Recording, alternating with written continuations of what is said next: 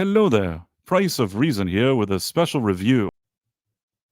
I just realized that a few people were waiting, but let's begin this. There were some technical difficulties, but hopefully I fixed them all, and I'm hoping that now this stream is available both on YouTube and on Rumble. In any case, this stream is in order to review the Quantum Leap sequel series, season 2, episode 10, season 2, episode 10, The Family Treasure. That's what this episode is called. And the point of this stream is that we go over it, talk about what I would say what I liked and what I didn't like, but there's really nothing to like about this episode. As you can see in the title, I consider this a new low for this entire series. I would say a new low for the entire franchise, but at this point, I don't really consider this series as part of the franchise. It's just sort of there, made by a bunch of activists and people who may like some kind of fan fiction, but it's not really anything that I can consider a real Quantum Leap series. So I guess in this review, we're going to take a look at what happens during this episode, and then we're going to just gradually discuss the issues that I had with it. Let's begin. Let's see where it is. I have to share some screen. Share. I appreciate everybody's patience. Over time, I get a little better when it comes to these technical things, which I'm usually good at, but sometimes it's just a little more difficult when you're streaming live. In any case, yes, somebody asked in the chat, so I'm just going to answer. Mr. MZid, I am talking live. I am talking live about The Family Treasure, the latest Quantum Leap episode to air. It's season 2, episode 10. It's called The Family Treasure. This is, as I think somebody even in the chat just wrote, it's a horrible episode. I agree 100% it's horrible. But we're going to go over, I don't want to just say it's horrible. I want to show why it's horrible. So let's start here and start going through this whole situation. Huh. This is going to be tough because I'm probably going to get so annoyed, but let's try it anyways. So basically, they do a recap. You know, there's something stupid where in order to, because of the time jump, they had to explain how suddenly Ben came back. Apparently, Ian made a deal with his they them's girlfriend. I don't even know. I guess she's his they's girlfriend. In any case, Ian is a random office guy person, of course. So random office guy person, he was worried about Ben. He made a deal with his girlfriend, and she worked at some company where at that company they had the ability to bring Ben back using special equipment or whatever it was, because they have a lot of money or who knows what. But it turned out later throughout the season that they didn't just fix the chip in order to bring Ben back. They planted something on the chip that basically they're stealing information from the program. So it wasn't the person wasn't doing it from the kindness of his heart. The person that helped Ian, the person actually wanted something in return. So first they had this girl boss who they managed to get rid of, but apparently the girl boss had a guy boss, which is a surprise that there's actually a guy, but he's a villain sort of, so maybe that's why. So they do a recap here. They show this thing. They also show that in the last episode, Diner Girl, her name is Hannah or whatever it is. So Diner Girl, Hannah, whatever you want to call her, she in a terrible episode, Ben saw her again, and then it turns out that her son is going to die, but he couldn't warn her in time, so then he leaps. So now he's in the 50s in a family where there are 3 sisters of apparently they're Lebanese Christian or something like that. They don't look Lebanese Christian, at least the middle one doesn't. You know, even maybe the one on the right, maybe the one in the middle doesn't really look like that, but what does it matter? I mean, I don't know. maybe they're of mixed heritage or something like that. It just didn't give a very they don't give that vibe off, neither of them, but whatever. In any case, they're at a will, the reading of a will of their father, and their three sisters sitting there. And apparently, he left them some junky art of like trinkets or whatever these kind of vases or whatever it is. And then he bumps into Ben. The vase breaks, and they find a map. Now, Ben is supposed to be a 17-year-old girl here. Of course, he is. Every 5 minutes, he's a girl on this show. Uh, in the original show, he would be a woman from time to time. I see, and I'll just say this comment from Frank T Productions. I haven't seen this episode yet, but I want to hear what you have to say. Trust me, I'm not ruining your viewing experience here. This isn't. It's not like The Sixth Sense, where if I talk to you about what happens at the end, I'm ruining the movie for you. This is a situation where I wholeheartedly, I say this with a straight face. I don't often say this, but if you don't watch this episode, you're probably better off than watching it. That's how bad I think this episode is. This episode is, if nothing else, it's annoying. It's infuriating. Uh, anyhow, Ben, who's now a girl again, because this show is obsessed with making him a girl every second. Now, the original show, sure, he was a girl here and there, not as much as they do on this show. And not only that, on the original one, if he was a woman, there was a reason for it. He'd jump into a teen who's pregnant and wants to keep her baby or something like that. There were reasons usually why.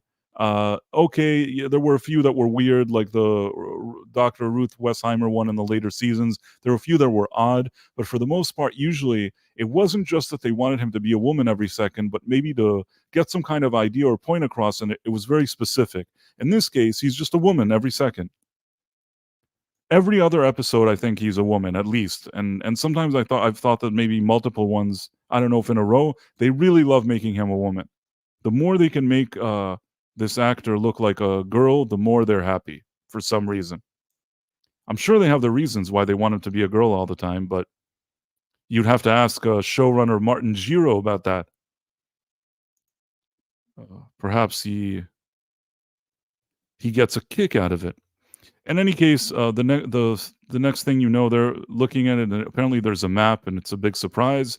Meanwhile, over at present day, at Quantum Leap headquarters, it turns out that Ben's former disappointed fiance is going to marry sensitive douche, and they're telling everybody about it, and everybody's super excited. Even Ernie Hudson, who collected the easiest paycheck I've ever seen for this episode.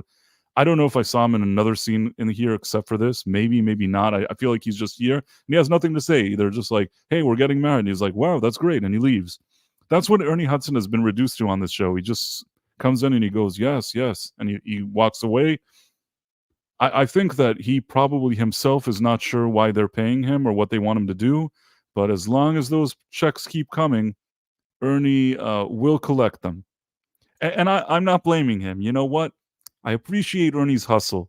They came to him, they said, listen, you just come in, you say a few stupid words, here's a check. And he said, you know what? Sure, I'll do that. You want to pay me? I'll do it. Yeah, he doesn't. I see a comment here from Esmid that it seems like he doesn't even hide it on screen. It seems like there's no effort in his acting because he himself understands that this thing is a turkey, and he just figures somebody is paying me money. I'll say the line that they said. He does it in the nicest way possible. He does it with a smile, but there's no depth to his character. There's nothing going on here. Even you don't even care. He doesn't care. We don't care. It's it's really the only thing this show has to hold on to is that they have an actor who is a veteran actor that people know him on the show, misused in a way that I rarely see. I mean, if I had access to this actor, I would have gotten rid of the other actors, brought another person in, maybe that, first of all, he could have been a decent hologram himself for Ben if they wanted to go with those two actors and just go with the more traditional formula of the show. Or if they insisted on from time to time showing some very little present day events, he could have been a person you see or somebody that's in charge of the project that very occasionally, sparingly, you see him, and I think it would have added something. But none of this is happening on this show. They talk about their feelings, and then sensitive douche tells Ben's former disappointed fiance, tells her, "Are you sure you want to get married?" And she's like, "Yes, I have to live in the present. Yes, of course I do. I'm determined that we get married." And he's like, "Great, we'll do that right away." Now, back in the 1950s, I don't even know if they say which year. Let's just say 1950. They find the map. Each girl in their artifact got a different piece of the map, and they put them together. And it turns out that this map leads to a treasure, which I think is in Mexico or it's on the border or something. I don't know. I don't feel like rewinding. Another thing that's important here is that when the lawyer was talking, the middle girl, this one that's holding the map, she says something like, he goes, "Oh, Dina, I leave you this and this." So she says Dean, as if her name is Dean. This is already some kind of signal. If anybody was thinking to themselves, "Oh, this is going to be one of those pronoun situation," it is absolutely a pronoun situation, and one of the dumbest ones I've ever seen. Even in this era that we have in Hollywood, where they put all these propaganda things into every show, this one was probably the cringiest. Each time I think they can't get any more cringe. It can't be worse. It can't be more cringe. And yet this show somehow delivered the goods. It's more cringe. And then so let's go on. Let's go on to this. Well, what's going on here? You have they're like, "Okay, let's go get the treasure." And the older sister, who's more kind of like, not stuck up. What am I gonna? She's no fun. She's kind of like, she's just some annoying, bitter, whatever. She's like, I'm not going to go on this treasure hunt. Now, the reason Ben is encouraging this treasure hunt is because it turns out that this Dina girl went originally in the original history. She went to find the treasure alone, but she ended up never coming back. So she lost her life. So Ben's idea is if all three sisters go together, well, then they'll manage to stop her from passing away, dying, or whatever. So they explain this to them. Ben also tells, I think even tells his former disappointed fiance, "We never got a chance to tell Diner Girl that her son is going to die in the future." And she just tells him, "Yeah, well, what can you do? Things happen." And he's like, "All right, I'll go find this treasure." So these three ladies go. I guess this is sort of, I don't know if it's on the border, if it's already in Mexico or whatever it is. It seems like it's in Mexico. It's either on the border or it's in Mexico. I'm not gonna go check it. It doesn't matter really. Let's just go. I'm gonna go on a limb here and say it's in Mexico. F it. They're in Mexico. Let's just say. So they go in here and they arrive at this bar that I guess the father used to frequent. And then when they walk in there, now meanwhile, as they're chatting here in the future about about the feelings of Ben's disappointed fiance or whatever it is, uh, random office guy gets a phone call. I don't know why, but random office guy looks stranger than you. I don't. Did he do something with his eyebrows? I can't really. I don't know. Can't really explain it. Even for random office guy person, he looks more random office guy than usual. So he's talking to his uh, girlfriend, and she's telling him, "Listen, we're in trouble. This guy, he's over it. He knows people are here. We're in trouble. The thing he knows what I've done. That I helped you with the chip and all this stuff, and get rid of the other lady. He knows. I mean, it looks like there's people searching those offices. I think that maybe she should have walked away and gone to a different place where nobody can hear her. The fact that she's just standing around in front of other people and saying it is really weird. But this show is dumb to begin with, so none of that's like a small minor detail, it doesn't even matter. Uh, so what we're gonna do is, just go forward. They're inside executive producer Martin Giro, the guy who has run this entire show and franchise into the ground. In any case, they're here at this bar in a scene that is so poorly written and dumb. Basically, they're at this bar, and they're trying to think that how they're gonna get to use the map to get to the treasure or whatever it is. Meanwhile, there's a bartender there. I don't remember his name. Not going to go back and look at it. Don't care. Let's just call him local Mexican barman. I think it's Mexico. I think he's a barman. Let's just go with the Mexican barman. So Mexican barman tells them, "Oh, how's it going? How's this? How's that?" And he kind of overhears what they're talking about. And there's a picture of their father in this place. I guess maybe he either knew him or didn't know him. It doesn't even matter. That's what they're looking at. But this is the dumbest part. This is such poor writing. They have a bag, and in the bag they have a map that theoretically leads them to a treasure that's worth $40 million. So they leave it on the bar, and they just tell the sister, "Hey, make sure you pay. You don't let this bag out of your sight. It has a map to $40 million." She said, "Of course, no problem." "Are you sure?" "Yeah, no problem." So then they're going, and it's like it's absolutely clear she's not going to let it out of her sight. And they talk about the father and their feelings and all this other nonsense. And then see, this is the father standing next to a well or whatever. Don't want to say a bad word. Dumb. In any case, they go back, they start talking. The girl that was at the bar with the bag goes to talk to them about the father and just leaves the bag on the bar. Now, this to me, in my opinion, there aren't people that are that stupid. There was a way, if you wanna know writing-wise what they could have done, there was a way to still get this to work, but it would require a writer, and unfortunately, the people doing this show are not writers. Specifically, the person that did this show is the same person, that works on the crew and the team of this show. She's some kind of producer, an activist who also did the, Transformers episodes last year. So, this is the same person I think that wrote and directed this one, or at least wrote it. Doesn't even matter. Not a writer, just an activist, and it shows.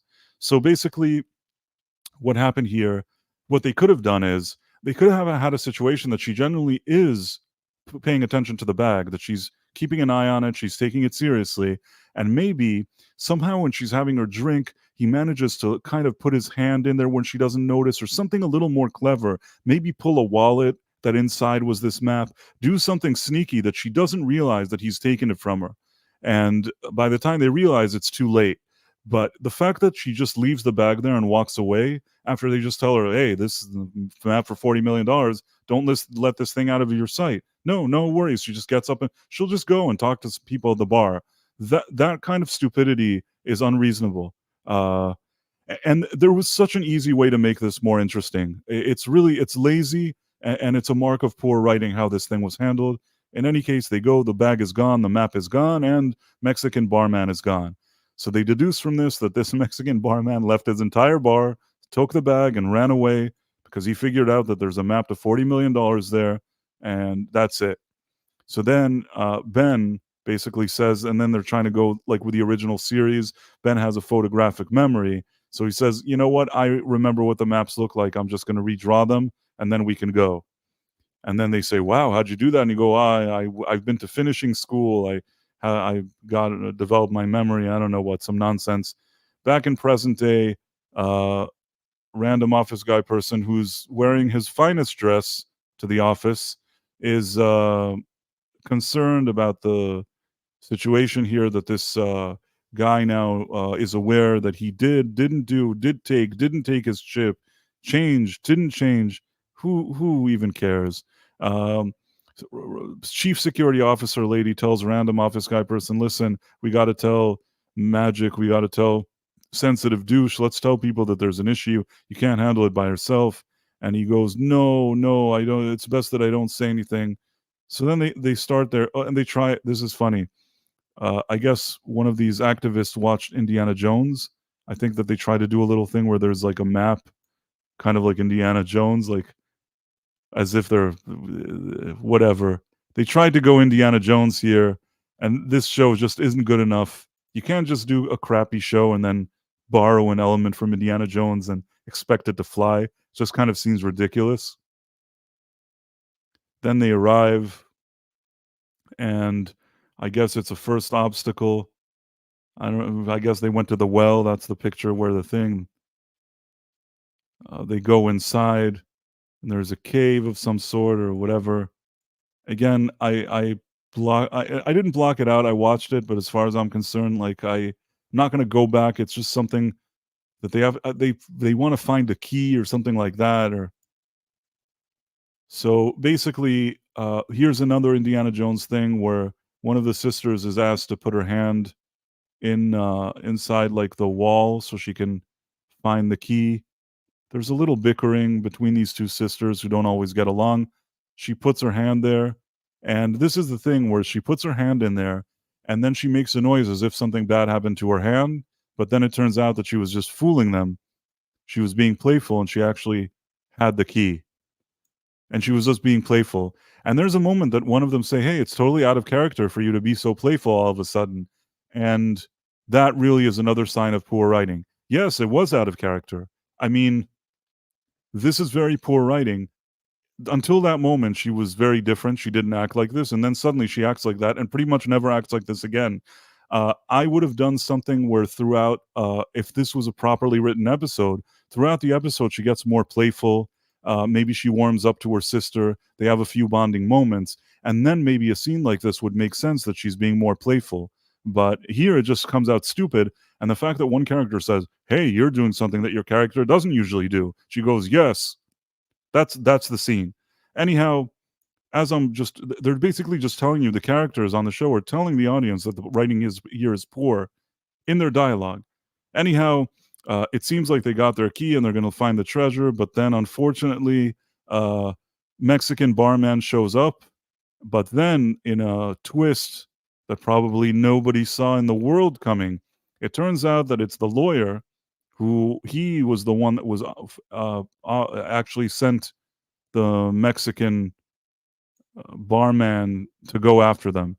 I mean, how did he 100% know that they would be there and the Mexican barman would be able to steal their map from the bag that they just left there for no reason? To say that it's convenient is an understatement. Uh, Somebody here, Esmond says, and I'll just say the comment from the chat, it was probably written by an AI. It I would say that it's not possible that it would be written by an AI, because I think an AI would have done a better job. This is written by somebody who thinks that they're a writer, so good that they don't even wanna ask the AI for advice, which in this case may have been helpful. Uh, Frank T Productions in the chat says they left it on the bar. They're not from New Jersey. I agree, and we have a comment from, Backyard TARDIS. New low, huh? Guess they're playing quality Limbo over there. It is really, really a disaster. I don't think it could get any worse than this. In any case, let's go back to this thing that we're watching. Uh, so the lawyer is bad. He came to Mexico to, and he shoots Mexican barman because basically he never planned on paying him. He wants the entire $40 million for himself. And then apparently what his plan was, he actually made one of the sisters drop the vase and take the map on purpose. He wanted to set this whole thing in motion, which again is bad writing. If this guy is a crooked lawyer and he knew that there was a map in their artifacts, wouldn't he have just made an effort to pull the map out and either give them different artifacts? I mean, what did they even know? These artifacts seemed like garbage to them. They didn't even know what it was. He would have found a different vase and just not that didn't have it inside, or just somehow pieced it back together after stealing the map. Why did he even need them? I mean, the map wasn't a part of the will. The will didn't say there was a map. All it says was, here's some stupid artifacts that nobody cares about, that are worth nothing. And then so basically none of this story makes sense from start to finish. I have Ishmael here saying the writing is so bad. It is terrible. It is absolutely terrible. To say that it's convoluted, it's worse than convoluted. It's somebody that doesn't know what they're doing. But I'll get back to that. In any case, he could have just taken the map. He didn't need the sisters. He didn't need anybody. He could just say the will, here's some artifacts, take the map, go find the treasure. And what he's telling them is, I did all of this. Can you believe it that at the end, after everything I did for this guy, I was his lawyer for all these years. He didn't even talk to me about the treasure. He kept it a secret. Well, obviously you knew there was a map, or he says only at the end he told me. Well, when he told you and you're a crooked lawyer, you could have just taken it. The guy is dead. This is so stupid. The whole plot of this episode lies on this, and the twist lies on it, and it's the dumbest thing ever. It doesn't make any logical sense. And anyhow, conveniences and dumb, nonsensical writing ideas. In any case, what they do here is that the sister, who may or may not have pronouns, but we'll get to that. She, between Ben and her, they say, "Oh, there's a trap. You don't know. You can't kill us because there's a curse. There's a trap that you don't know about with the treasure, and if you don't know, you won't be able to get it." And as they kind of make him doubt himself, there's a gunshot that goes off. Because of the gunshot, the whole cave collapses. I don't know if a good gunshot can cause a cave to collapse, but what does it even matter at this point? They jump and they get the key. The middle sister lady, who likes to be called a boy's name, is actually she sort of gets hurt a little bit, but it turns out she's okay. Whereas the other guy, I think, is just dead, the lawyer. And then they're just all very happy now, and they say, "Okay, let's go find that treasure." So then they walk out in what is the worst scene in the history of this series, probably, maybe. I don't want to say franchise, because again, the real Quantum Leap, the original one, is Quantum Leap. There aren't moments like this there. This isn't even an episode of television. This part, what we're seeing here, is basically, it's like a PSA. If you just cut it up and put it like as an infomercial, I don't know how to explain it, like one of those things, like it's a PSA. You totally buy that this was just PSA. It doesn't even matter what the plot is here. And this is something the same writer activist was guilty of last season, when Random Office Guy person was showing graphs and talking about people who were more than meets the eye in a graph, and showing numbers and lecturing. This is kind of like that. So basically what happens is that the sister notices that the middle sister has bandages on her chest, and she says, "Oh no, do you have bandages? Were you hurt?" And then she goes, "No, the reason I have bandages is because I don't remember the exact words, but basically she doesn't want people to know that she has a chest, so she uses bandages to wrap around. I guess this makes her feel more like a dude." And at this point, when Random Office Guy person notices that there's a person that wants to be a dude, he is happy like he's never been before. This is the best thing. The best thing that's happened to a Random Office Guy person. He's pretty much, at this point, he's creaming they themselves right here at the office when he sees this. And this is this is so awful. This is the worst thing that I've had to review. This is the worst thing I've had to review ever. One of the worst. So he tells her, "Oh, this is so brave in the 50s, that people didn't know that there were other ways that you could hide that you had a chest. So they use these kind of bandages. It's not very healthy." So he's lecturing to the audience, like, if you want to do it, don't do it that way. Today, there's other things. I don't know how he explains that today they do it, but there's materials that are more pleasant if you do it. But bandages, I guess, were unhealthy. It's actually a health risk to do it. Uh, in any case, the sister then says, "What, you want to be a dude?" And she says, "No, no, it's not that I want to be a dude. I just, I like putting bandages on my chest." She starts saying, "I don't know. I don't feel like I'm a dude or a non-dude. I don't know." And then she go, "Oh, do you feel like you're not my sister?" "No, you'll always be my sister, but I don't want to define whatever." So then Ben steps in, and he goes, he's the person that tells them what it is, because they don't know, because they're in the 50s. He tells them that basically she's non-binary, that there's a term that's used for this, and she loves this term so much. She's like, yes, that's what I am. That's what I am. And meanwhile, I mean, random office guy person uh, has never been this excited in they them's entire life. I don't know what his pronouns are. I probably it's not even well explained on the show, so I don't think I'm misgendering or mis whatever anybody. Not that I even really fully understand all of that to begin with, but he seems like a dude. He has a girlfriend. Maybe somebody else could explain it better than me, but I don't know. But this is the best thing that's ever happened to him. He really now he wants to weep because it's the best. And they all accept this, and the sister will always love her sister, even if she puts bandages on her chest and wants to think that she's maybe a dude. Oh, uh, man, this is a dumb episode. This takes up also a lot of time, considering that this series has you jumping back and forth between different timelines. Uh, Poor writing to begin with, but this situation here, this is already not even for the benefit of the episode. This nobody cares. This was the episode was this. I feel like these activists in this show, they sat there and they said, this is what we want to do. Now let's build a story around that. How do we explain this situation? Now, I guess why they're doing it is they want to say, a lot of people 10 years ago, if you would have aired this episode, they probably would have not even understood what they're looking at.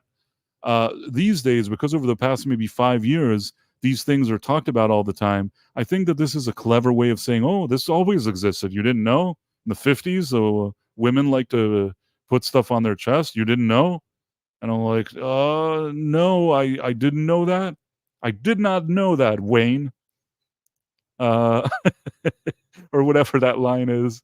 In any case, I didn't know. And I'll say something else. None of these characters in real life would talk like these ladies do in this episode in 1950. None of them. They're talking, they sound like you collected the most Gen Z or whatever it is, like activist, that probably, if it turned out that I looked and later, at least the middle sister, in her real life, she has like purple hair, I wouldn't have been surprised. I didn't look, but I'm saying if you suddenly showed me pictures and you had purple hair and lived in, you know, West Hollywood or something and was and act like at every single drank oat milk. I don't know what. Not that there's anything wrong if you like oat milk, but soy milk or whatever it is. You understand what I'm trying to say here. This she doesn't talk or act like she's in this period at all. She looks and talks like she's our modern day. They're talking about issues that are modern day. And again, this is the same issue I have all the time with the show. This is a time travel show. This is supposed to be adventure, not lecturing. Even the original show, which touched upon issues, let's say the episode with Running for Honor, where Sam leaped into a guy who's at a naval academy or one of those things, and his roommate may or may not be gay. Uh, that's something that happened there.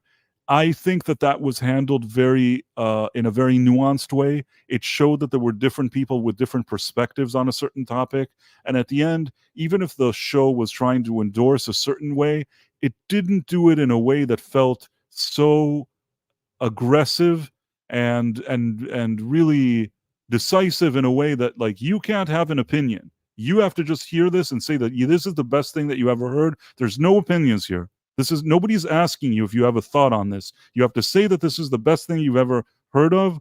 You have to love it or else. So sorry for my rant here. In any case, random office guy person is very pleased, very pleased. At this rate, he's going to be wearing a bikini next episode to The Office. In any case, I'm sorry. I'm sorry. I'm trying to collect my thoughts here. They all embrace. They're happy that she wants to be a non-binary in 1950, and they talk like they're in Malibu, sipping soy lattes together. And then they say, "Oh well, let's find the final piece of the puzzle." Now, at this point, Ben's disappointed fiance, who's especially disappointed, she starts hearing the way they're talking about their feelings, and it causes her to reevaluate how she's going to marry sensitive douche. And in my opinion, even this was done very poorly. Uh, they wanted to shoehorn that other thing in there and to still make it influence her feelings. But if she had feelings, I don't think that's the scene that would have caused her to do anything. I think if she would have seen maybe a man and a woman going through a marriage situation and there's a problem, maybe it would have triggered something that she says, maybe I'm doing something hasty here, trying to get married. And the irony here is that every episode we see something that they try to do that the episode will mirror the relationship of Ben and his disappointed fiance. The one time where actually that would have worked, the one time that that would have been useful, they went a completely different direction and shoehorned the chest band-aids on the chest thing that we saw. In any case, they got the key, they go in there, and now it turns out that there really, even though they joked about it, there really was a trap. So when they opened the box, it turned out that they saw it, and it was actually it triggered some dam, and the dam, the water came out or something like that, and it floods them. And but Ben holds on to the chest, not to the chest with the bandages, but to the chest with the treasure. Sorry, I'm just delirious at this point. I don't even know. I don't even know. I'm making myself laugh. I don't know if anybody else even understands my humor at this point. In any case, there's now they're here. They're happy. The water. They open the chest, the treasure chest, and in the chest they find, first of all, nothing, but then there's a false bottom. They find a letter that says, if you want the treasure, no, it's something like the treasure has always been at home with family or something like that. And they're like, oh, his whole goal was he wanted us all to go on a treasure hunt together so that we bond and act like sisters. I mean, sort of sisters, if you take into consideration the one that doesn't know if she's a sister yet. Never mind. In any case, they decide that family is the best thing. They're so excited. They've all bonded. And Ben's disappointed fiance arrives, and Ben says, there's something that I feel like you're not telling me. And then she goes, nope, nope, nothing. Everything is fine. And as she says that to him, she goes back. She tells sensitive douche, she says, listen, you're a sensitive douche. That's true. But I've decided that, how I said all the time that I wanted to marry you, and I was nitpicking and talking to you about it and made you tell me and made you ask me and all this crap with the ring. And I said how excited I was. Well, now I've changed my mind. And he goes, oh, and then she says, and you know what? I also need time, and I need, let's do split up or something like that. She doesn't want to be with him anymore. And then he goes, yeah, the whole time I knew you were in the future and in the present and the past. I could tell that this was influencing you, and I understand, blah blah blah. But so sensitive douche walks out of her life. She says, I could go stay at a friend. He's like, nope, I have to go to Washington. I should really go and be a sensitive douche in somewhere else. And he leaves. And then you have Ben doing a sort of his best impression of Marty McFly here, sending a letter to Diner Girl to tell her that her son is going to have an issue with his heart or whatever it is and gonna die. So he warns her, and he gives this letter to his sister, the one that believes she's a sister, and he says, hey, can you in 1971 mail this letter for me? But no matter what, never mention it to me again. We can never talk about this letter. Just mail it in 1971. She just says, oh, you're such a naughty boy, a naughty girl, whatever it is. Of course I will. Yes, no problem. I mean, 20 years is a long time. What if something happens to her in these 20 years? Who knows? In any case, he gives it to her and he believes it's going to work itself out. But after they hug and it looks like everything's great, he doesn't leap. So he goes, wait a minute. The reason I didn't leap is because the treasure was here the whole time. What the father meant is that it was here with family. There was a picture of family, so if he just moved the picture, he'd just see the jewels right away. It's just so dumb. And I'll tell you why it's dumb. This is a dangerous mission to begin with, to send 3 ladies in the 50s, uh, to send 2 that were relatively young ladies and one that's a little older. Uh, they're supposed to be Lebanese also. I don't know if that would have mattered. They don't really look it anyways, but in any case, he wanted to send these 3 ladies to Mexico to deal with the type of crime and people that are there, to go find a treasure. You think that's a good idea? That's something that a father would do? I think that if the father already had the jewels there, he would just tell them where the jewels are. I don't think he would risk his daughter's lives just so they can go to Mexico and see if they can avoid getting killed by criminals. This doesn't make any sense at all. It's just another layer of very, very poor and embarrassing writing.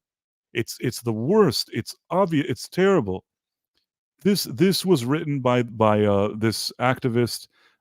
It's a person that's an activist for Transformers and such, a Transformers enthusiast, and this person just decided that they're going to make this a PSA.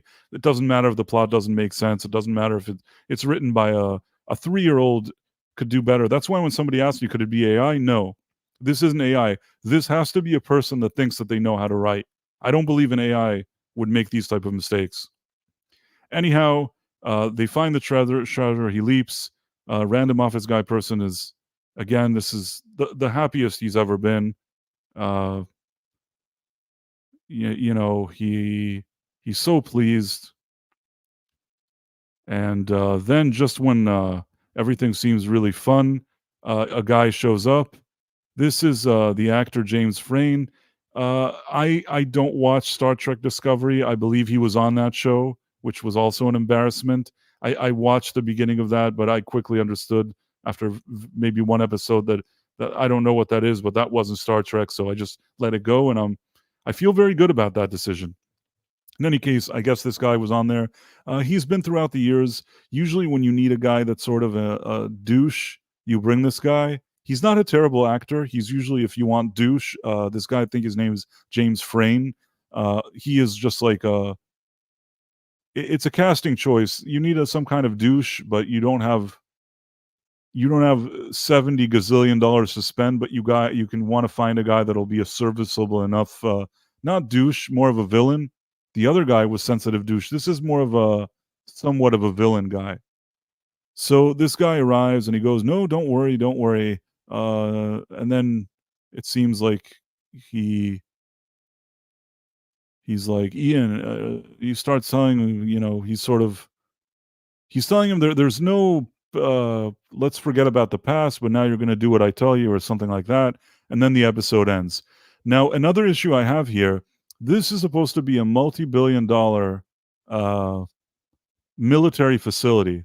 This guy just arrives and is just like, "Hey, he's here." Now you could say, well, he has contacts within the government, he's very influential. Or if he's that influential that he could just walk into this place, why did he even need random office guy person's help to begin with? If he's on that level that he just said, I want to go into this top secret facility, and they're like, yes, sir, right away, here you go. Again, nobody's even thinking about this. This isn't McDonald's where you could just walk in. Somebody had to know he was coming. Who let him in? How did he get here? Magic is the head of the program, I think, still, or is it Sensitive Douche? Unless next episode they're going to show that Sensitive Douche was somehow in cahoots with this guy. And I still think that's on the table. I still somehow think that Sensitive Douche will end up being some kind of villain. I don't know why I keep thinking that. Maybe they're both villains together. I don't really know. In any case, the episode ends with random office guy person. He was just so pleased with all of that stuff earlier, but now he's not so pleased anymore. And I mean, look at it from his perspective. He wore his finest dress to the office, and then this guy shows up. And then the episode ends. And the episode ends with a PSA thing that it says, "Oh, you should, if you have children that are more than meets the eye, you should call this number right away and do this and that." Again, this is over the top nonsense.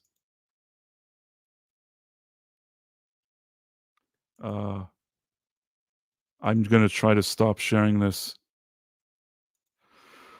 Whew.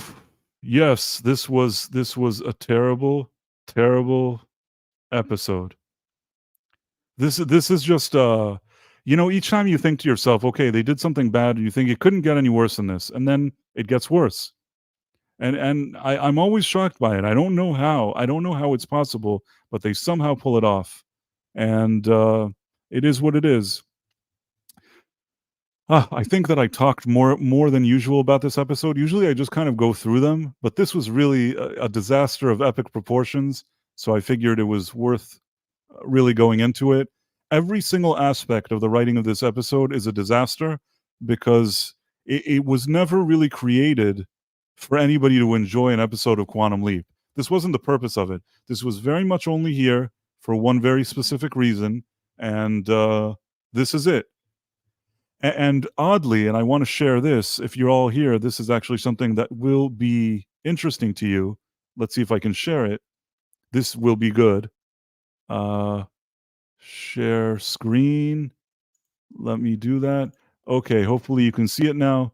This is the ratings, and as you can see, the ratings have dropped significantly in recent weeks, whereas this episode is considered an all-time low for the entire series. Franchise, but I don't even consider this part of the franchise. This is an all-time low.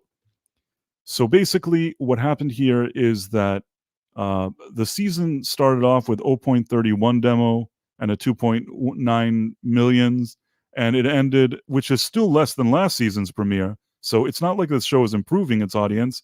And by the end, where we're at now, it's 0.18. That's almost half its demo, almost half its audience. This is not a good sign. There's a reason why recently the actress uh, that plays Ben's disappointed fiance, she said to the press that she hopes fans will write in and say how much they love this show. She said, kind of half jokingly, half not, that she has a mortgage to pay, and I believe her. Uh, the thing is that, and what these companies seem to, they should learn it, but they somehow refuse to learn their lesson, is that they are appealing to a very, very, very small niche of people. Regardless of how you feel on the issues or anything like that, uh, it may surprise you to learn that I'm not a person that hates other people. I have my own opinions on things, but when I meet people in real life, whoever they are, I try to show them respect if they respect me. But at the same time, one has to be reasonable when doing a franchise that was a certain way. When you're supposed to do, continuing the excitement of that franchise, or the creative direction of that franchise, you if you're indeed trying to bring back old fans and also bring new fans, you do something more like Cobra Kai, where there's enough respect to the original mythology, but you're introducing something that maybe could appeal to a new generation.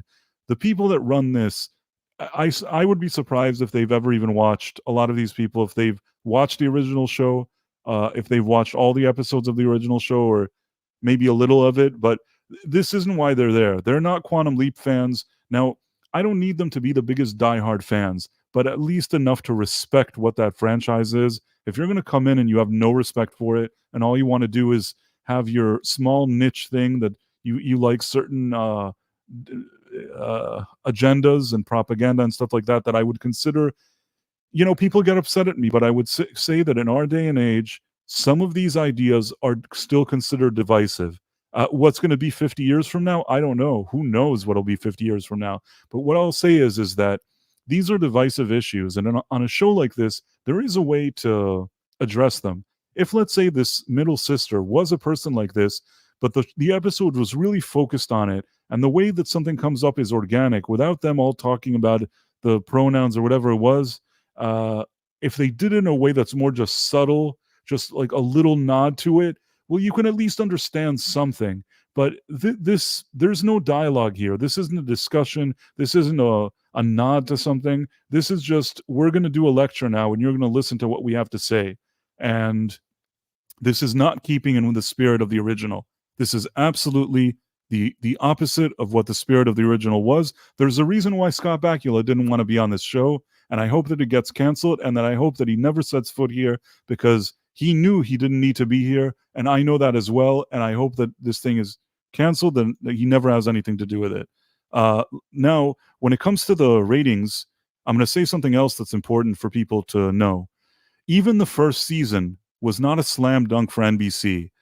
Script Doctor, who you sometimes see here on the channel, he's told me, and I trust him, he has a lot of insider knowledge a lot of times, that the show was never something that internally in NBC, they didn't love the show. It was just good enough for them not to cancel it, and they didn't have a million other shows doing that great for them. Perhaps it was also something that they could produce for relatively cheap, with the exception of Ernie Hudson's paycheck, which they don't have to even pay him a lot. I mean, he just comes in, says a sentence, and leaves. They can just tell him, listen, Ernie, every day you show up, you say like 2 lines, and we'll give you 25 grand for each episode once a week. If I were Ernie Hudson, I'd say, sure. Imagine you go there, they film one thing, you say, hello, goodbye, and then somebody gives you 25 grand. I'd do it. I'm just suspecting. I don't know what they pay him, but even if they just tell him, listen, we're not going to pay you a ton of money, we want to associate you with the show, you just come in 1 day a week. Totally worth it. And then the thing with the ratings here is that also these ratings that you see at the beginning of the season, with a 2.9 million, that's also very deceiving. There was a writer's strike, so there were no new shows. This one went into production early in order for them to start it a little earlier, so they had the benefit of some episodes in the can. Now, the benefit helped them because there was no new content, so they could boast that they have a show. Because there were no other shows like Law and Order and all those Chicago Hospital, Chicago Firemen, Policemen in Chicago, Firemen in New York, Police in New York, Lawyer in New York, whatever all those shows are. I mean, nothing personal. Sometimes I don't mind shows like that if I'm in the right mood, but for me, they're almost like a guilty pleasure, and they're all very much the same style of show. All of them are Dick Wolf's, the same guy makes them. So as long as they didn't have shows that they could put on their schedule, they just said, okay, we'll give this one a better slot. We'll give Quantum Leap the 8 p.m. prime time. We're going to give it a better place. And they gave it with the idea that this may help boost the show. Now, the fact that they gave it a much better time slot, a much better day, a much better everything, and it didn't actually produce the results they wanted, only highlighted how much of this show is just not a big show for them. And while they don't talk about what's going on Peacock, their streaming service, I think it's pretty safe to say that it's not a situation that the entire world is sitting around watching this. It has a very, very small niche audience.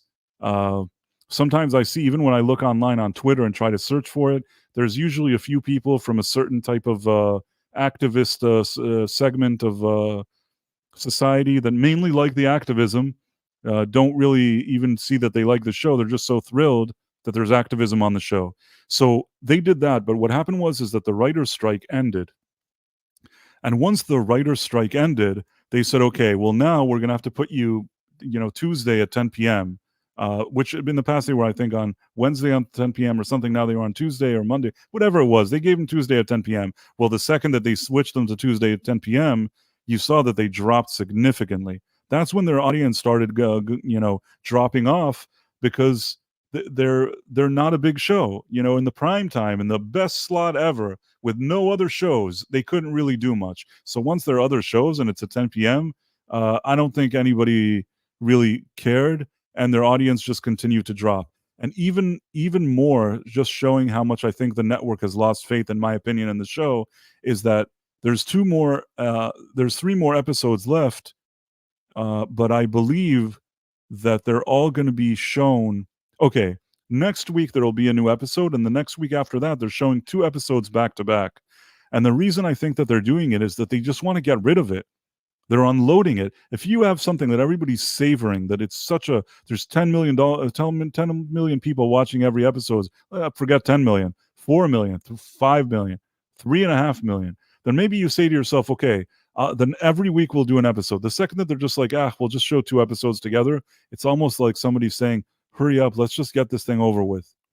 And I believe that that's why Ben's disappointed fiance, that the actress was saying, hey, why don't you write to the network and tell them how much you love us, because we really need your help. And I'm really hoping if it took a miracle to even renew this the first time around, and they did it begrudgingly, NBC. As I've said before, that was their opportunity to really step up. Either the guy, this Martin Giro, would have just said, I'm not very good. I'll bring some people around me that know what they're doing. Let them take the reins. Instead, he took some activists and gave them promotions. Said, whatever you did with all the activism, make it even more now. Why? I don't know. I couldn't tell you. I personally think that Martin Giro, the guy that runs this along with Dean Georgaris or whatever his name is, I think that they are such big hacks that J.J. Abrams looks like a professor next to them. And I don't say that lightly, because for me, J.J. Abrams himself is probably the biggest hack, one of the biggest hacks, sort of, and this is my opinion, that he's sort of like a creative con man in Hollywood, just gets budgets and gets checks. Of course, he got into his line of work because of his family. Never had an extreme amount of talent. He's kind of just like he's like the kid that he didn't do his homework ever, and just always right before just kind of kissed up to the teacher, maybe gave her an apple and she gave him a passing grade. That's the type of guy J.J. Abrams is. These guys, again, he looks like a professor compared to them. And yeah, so basically they brought these guys there, and they never brought new people. And I think that he had a second chance that most people didn't get, Georgaris and Giro, and they failed again. And I have trouble believing anything is possible in our strange world, in our day and age. Maybe for some DEI reason or whatever it is, they'll renew this show. I tend to believe that they're not going to renew it. I certainly hope they're not going to renew it. I think it's time to finish this. You can all let me know some stuff in the comments. I know that there's a lot of people here. I just want to say thank you to people that tuned in. There's Frank from Frank T Production, Ishmael. There's Michael Helicar. Michael Helicar. You have MZid. You have Backyard TARDIS. You have Branty, who said it was terrible. The Transformer part was terrible. They killed off the bad guy too early. Yes, it didn't really land. It didn't really land very much. I hope I didn't forget anybody. If I did, I honestly apologize. You made a lot of great comments. Backyard TARDIS says, I always gave my teacher an apple, and I got straight A's. Well, you're a special breed. You're a special breed of people. I mean, you ended up a minister. I think you're a different type of breed of people here. I don't consider you and J.J. Abrams the same type of person. I would rather hang out with you than with J.J. Abrams. Ishmael says it's a shame because he really loved the IP. I agree. Emzit is very interesting. One of the bosses of the show said he never saw the original because he didn't want to be influenced by his writing. Yeah, I'm sorry, I didn't notice. Mur Rockstra. Thank you very much. When I heard about this new series, I've been watching the old series because I'd never seen it. I'm glad I saw the old series. The new series started well. Just keeps going off the rails. I would argue that it never even started well. It kind of just, I wouldn't even give it that it started well. If Glad Scott Backgill said no to this, that's what Sierra Tan in the chat says.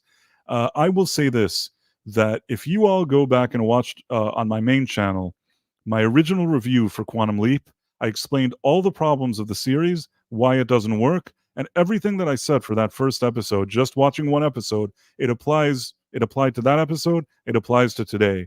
Somehow, though, it got even worse, but everything I said is the exact issue that I have with the show, and the issues are still there. So I want to thank you. This has been a longer than usual stream. I usually try to keep these episode review ones more like 30 or 40 minutes. In this case, I had a lot to say. It was probably the worst episode I've seen of the show until now. which is unbelievable because I thought that it couldn't be any worse. I really did. I said this is. There was some episode where I stopped even reviewing on my main channel that I said I don't think it could get any worse than this because it was so poorly written, it was so dumb, and yet still they managed to do it. I give them props to actually outdo yourself in creating crap. I mean, that's a gift. I don't know how they do it. Just really, really surprised. I am thankful to all of you, though. Thank you for all for coming out. If you enjoyed this review, if you're watching it on YouTube or Rumble or wherever you're watching it, please like and subscribe and whatever it is. And thank you. I appreciate everything. You guys are great. And tonight at 10 p.m., we have our usual weekly Quantum Leap Classic review. We're gonna watch a great episode and talk about it. It's the one, I think it's the What's the Price Gloria one, and it's very interesting. It's a very interesting episode. That will be a very interesting discussion. I highly recommend it. Even if you're watching this now, which I know a lot of people do, pre-recorded at the recording of it, you should go and check out also what we do with our Quantum Leap Revisited show. That is a real celebration of the show for fans that liked it, and the whole mood there is much better. And I'm going to need that mood, especially after watching this terrible disaster of an episode. Huh. All right. Well, you all have a great evening, and I guess I'll see you guys later. Bye.